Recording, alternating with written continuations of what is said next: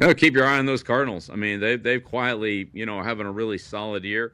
Murray's playing well. The running game is good with Connor. The offensive line doesn't look good on paper, but they're productive and they've been playing well defensively. Coach has done a good job down there with the defense. So it'd be interesting to see how this plays out. But again, they're all right there. It'll be a question of who plays good from here on, not who played good, in the first 10 games. It's a wash at that point. We'll see what happens in the last 7. Bill Belichick, all that energy in his voice that he saved up. I was going to say, sounds a lot different as a media guy than as a coach. Watch out for those Cardinals on the West. That was on the Pat McAfee show. The last point is an interesting one that Bill Belichick made, and that is, it doesn't matter what you've done to this point. The way that this NFC West has shaken out so far, with everybody lumped together after 10 games played, it's a race to the finish now. You can't, because the Cardinals have been in first place the last 2 weeks, that is not something to hang your hat on, because you got other teams coming for you. And you're going to see one of those teams in Seattle at their place on Sunday. And I was admittedly getting close to writing the Seahawks off. 3-0 start. You're like, wow, new coach, new philosophy. They changed their culture from what was prevalent with Pete Carroll for years and years. This is pretty impressive. Then they lose 4 out of 5, 5 out of 6 maybe it was, and you're like, wow. All right, they're coming down to earth. The Seattle Seahawks are a good football team. There's not a bad football team in this division. So the Cardinals need to use, yes, what they did do for those first 10 weeks and what those ingredients were, and apply those moving forward. And if they do that, maybe they are the team to watch out for in the NFC West. Because everybody's got warts and everybody's got strengths. Speaking of Bill Belichick, Tom Brady, when he made his run with the Patriots, which was obviously a very long run, would often say, and this is the way I think champions think when it comes to the National Football League, season starts after Thanksgiving. Brady would always say that in terms of like, okay, this is where you make your money. This is where you position yourself for the postseason. This is when you have to be playing your best football, and this is when you establish yourself as a team capable of making a run. So having said that, this is going to be a big stretch for the Arizona Cardinals. I will say this, though, Vinny. Beating the Seahawks twice, we'll go ahead and use that term gravy again. Is there any Cardinals fan out there that wouldn't be just happy with the split there?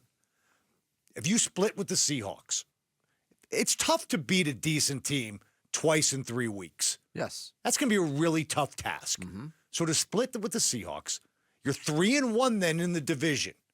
Okay, you got a tough game at Minnesota in between. I get that. Then you got 2 games that, if you play your good football that you've been playing, you probably should win, in the Patriots and the Panthers.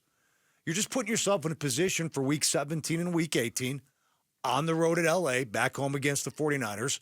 You're putting yourself in a position where a division championship is right there for the taking. Yes. That's to me, that's like that. That's the formula. Now, if you can beat the Seahawks twice, all the better. You go to Minnesota and win, even all the better.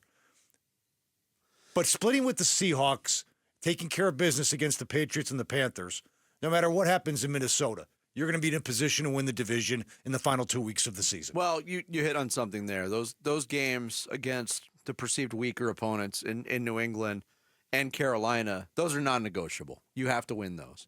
If you are in the business or the pursuit of winning the NFC West, you can't have slip-ups there. I can see your point, splitting with Seattle, but I think maybe more importantly, as opposed to just looking at the 2 games with Seattle, look at those as the sandwich with the Vikings, the meat in the middle. I think you got to go 2-1 in those games. Whatever that combo is, if it's beating Seattle twice and losing to Minnesota, if it's splitting with Seattle and beating Minnesota. I don't. No? I don't.